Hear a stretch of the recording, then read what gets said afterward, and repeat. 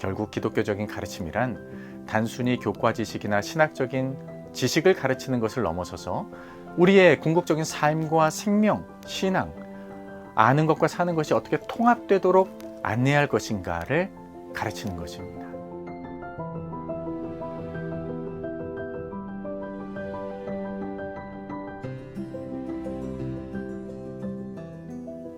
안녕하세요. 저는 장로회 신학대학교에서 기독교 교육을 가르치고 있는 신현호 교수입니다. 제가 오늘 소개하는 책은 미국 켈빈대학 교육학 교수인 데비 스미스 박사의 기독교적 가르침과 배움이라는 책입니다. 이 책은 2018년에 출간이 되었고 한국에는 2024년에 번역이 되었습니다. 이 책의 주 독자는 아마도 기독교 학교 혹은 교회 교육 현장에 있는 분들일 테지만 그리스도인으로서 다중언어 구사를 통해 복음을 전하고 소통하는 목회자, 리더들도 이 책으로부터 좋은 통찰력을 얻을 수 있으리라 여겨집니다. 저는 기독교 교육학자이자 지역교회 교육 총괄 목사로 또 교회 교육 현장을 위한 기독교 교육 연구원장으로 현재 섬기면서 우리 한국교회 신앙교육 현장이 초저출산, 학력 인구 감소 시대에 직면하고 있는 가장 심각한 도전이 무엇인가를 고민하며 그 질문에 대한 답을 찾아가고 있습니다.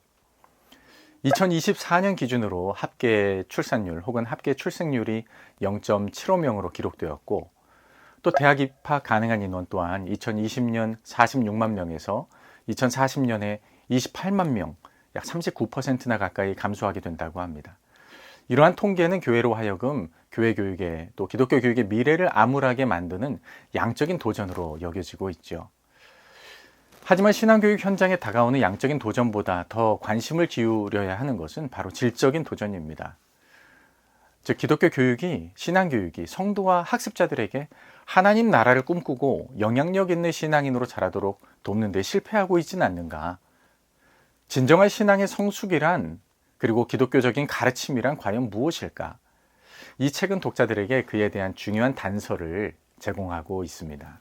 이 책은 총 11장으로 구성이 되어 있습니다. 주된 내용은 학교 혹은 기독교 교육 현장에서 기독교적으로 가르친다는 것이 어떤 것인지, 실제로 어떤 모습으로 실천되는가에 대한 내용에 초점을 맞추고 있습니다. 이 책에서 저자가 가장 강조하는 바는 기독교적 가르침에 대한 새로운 메타포입니다. 그 메타포란 가르치고 배우는 가정을 세우라는 것이죠. 영어로는 pedagogical home, 번역하자면 가르침의 가정을 세우라 하는 이 메타포는 가르침의 단지 사각형의 교실에서 지식을 주고받는 행위가 아니라 마치 학생을 손님처럼 환대하며 함께 잠시 살아가는 공간을 짓는 것이다. 저자는 이렇게 설명을 합니다. 참으로 따뜻한 이미지가 아닌가요? 저자의 이런 아이디어는 14세기 파리 대학의 페다고기움, 배움의 집이라는 데에서 착안했다고 합니다. 이 가르침의 배움을 위한 집이란 분명한 목적이 있습니다. 그것은 학습자가 환영을 받고 성장하도록 돕는 장을 만들어가는 것.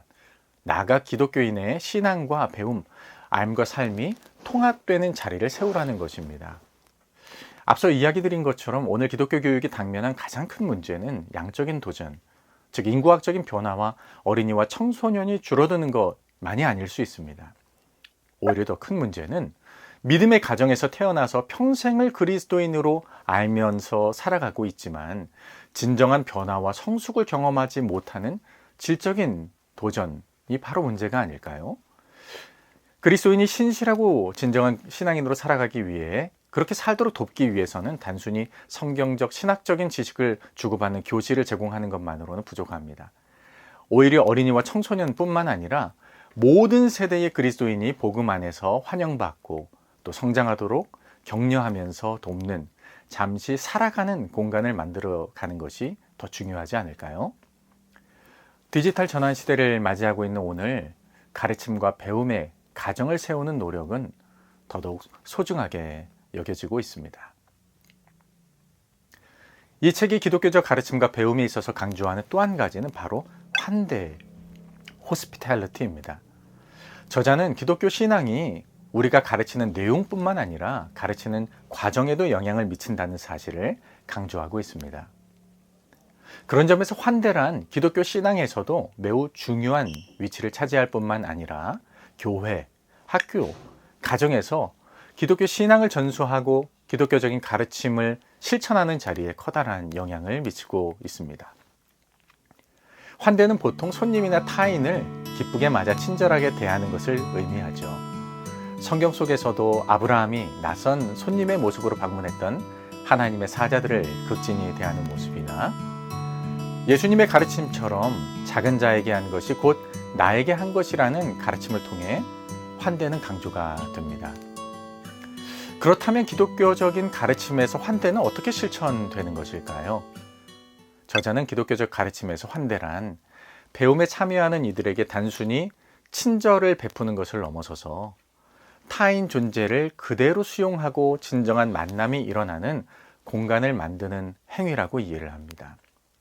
이러한 환대 행위는 그저 참여하는 이들을 익명의 집단으로 바라보기보다는 환영받는 존재로 경험하도록 초대하는 것을 말합니다. 가르치고 배우는 환경을 어떻게 배치할까에 대한 고민은 단순히 학습자의 효율성을 높이기 위한 노력을 넘어서서 서로의 얼굴을 바라보도록 돕는 환대의 또 다른 표현이 되기도 하죠. 또한 배움에 참여하는 학습자 개개인의 목소리와 경험을 존중하고 그들의 생각과 경험이 중요하다라는 이야기를 지속적으로 표현하는 것 또한 가르침을 통한 환대의 실천이 됩니다. 그런 점에서 저자는 환대를 단순한 교수법의 일환으로 바라보기보다는 복음 자체의 표현으로 이해합니다. 이 책에서 말하는 환대란 하나님의 성육신과 은혜, 즉 복음을 수업의 언어로 번역하는 행위라고 이해하는 점이 참으로 인상적인 부분입니다. 이 책에서 이야기하는 내용 중 한 가지를 더 살펴보자면 기독교적인 가르침과 배움은 우리가 그동안 편의에 의해서 구분해 놓았던 앓의 경계를 넘어서라는 안내를 한다는 것입니다. 저자는 책에서 이렇게 이야기합니다. 우리가 가르치고 배우는 방식은 특정한 방식으로 세상에 거주하라는 초대, 특정한 세계관과 도덕적인 그림자 안에서 살아가라는 초대이다. 이러한 저자의 목소리는 우리가 기독교적인 관점을 가지고 배우며 살아갈 때에 보다 넓은 시야를 가져야 함을 강조하는 것으로 들립니다. 이 책에 등장하는 인상적인 이야기가 하나 있어 소개합니다. 파리에서의 죽음이라는 섹션에서 프랑스어를 가르치는 한 선생님이 학습자들에게 그저 프랑스어의 문법이나 식당에 갔을 때 어떻게 주문해야 되는지에 대한 것에 관심이 있을 것이라고 여기는 이야기가 나옵니다. 그런데 바로 옆 교실에서는 종교 수업이 이루어지고 있는데 거기에선 인생의 의미, 안락사와 존엄사에 대한 신학적인 통찰, 정의와 평화에 대한 이야기가 진행될 것이라고 생각하니 자신의 수업이 조금 하찮게 여겨졌다는 것이죠. 그런데 교사가 자신의 프랑스어 수업 시간에 학생들이 식당에서 어떻게 주문할지를 연습하도록 시간을 주었을 때 갑자기 한 학생이 이렇게 질문하는 것을 듣게 됩니다. 선생님, 혹시 죽는 것이 두려우세요? 이 수업에 들어온 학생들은 그저 프랑스어를 배우는 데 관심이 있을 것이라 여겼는데 학생들이 이렇게 대답하더라는 겁니다. 우리는 무서워요. 우리는 죽음에 대해서 늘 이야기해요. 선생님은 이 이야기를 듣고 프랑스어 시간에 죽음에 대해 생각하는 13살짜리 아이들에 대해 생각합니다. 그리고 자신의 가르침 너머에, 프랑스어 너머에 깊이 생각해야 될 존재적인 실존적인 문제를 고민하게 되죠. 결국 기독교적인 가르침이란 단순히 교과 지식이나 신학적인 지식을 가르치는 것을 넘어서서 우리의 궁극적인 삶과 생명, 신앙, 아는 것과 사는 것이 어떻게 통합되도록 안내할 것인가를 가르치는 것입니다. 그리고 생명의 가르침을 가르치는 자리가 우리의 삶의 가르침의 자리라는 것을 생각할 때에 이 책은 우리에게 중요한 깨달음을 선사합니다. 데이비 스미스의 기독교적 가르침과 배움은 우리가 하나님 나라 백성을 세워가는 일에 궁극적으로 무엇을 주목해야 할지를 돌아보게 만드는 책입니다. 그가 편집한 또 다른 책에 보면 여행자에서 순례자로라는 한 챕터가 등장합니다. 여행자에서 순례자로. 우리는 이 땅에 하나님의 선하신 계획을 따라 태어나고 살아가지만 처음부터 하나님과 동행하는 순례자의 정체성을 가지고 살아가지는 않습니다. 낯선 환경을 둘러보고 새로운 지식을 탐색하는 여행자로서 인생을 시작하지요. 그러나 말씀을 읽고 기독교 신앙에 대해 탐색하는 동안 우리가 배우는 것들을 단지 일회적인 정보, 자기 만족을 위한 지식, 습득하는 것에 그치고 만다면 우리는 진정한 변화와 성숙을 경험하지 못한 채 그저 다음번 여행지를 소비하기를 바라는 여행자로만 살아가게 되겠죠. 하지만 말씀을 배우고 신앙에 대해 깊이 탐색하기를 소망하며 환대와 경청을 통한 가르침의 집을 세워가는 이들은 더 이상 여행자가 아니라 함께 걸어가는 공동 순례자로서의 정체성을 가지게 될 것입니다. 하나님과 그리고 함께 걸어가는 이들과 손을 맞잡고 걸어가는 이 가르침과 배움, 그리고 이 집을 세워가는 이 과정 가운데에 변화와 성숙의 사건이 의미 있게 일어날 것입니다. 여행자에서 순례자로 살아가도록 돕는 기독교적인 가르침이 무엇인가를 고민하는 목회자, 교육자, 리더들께서는 이 책에 던지는 질문과 통찰력을 통해 여러 도움을 받으실 수 있으리라 생각합니다.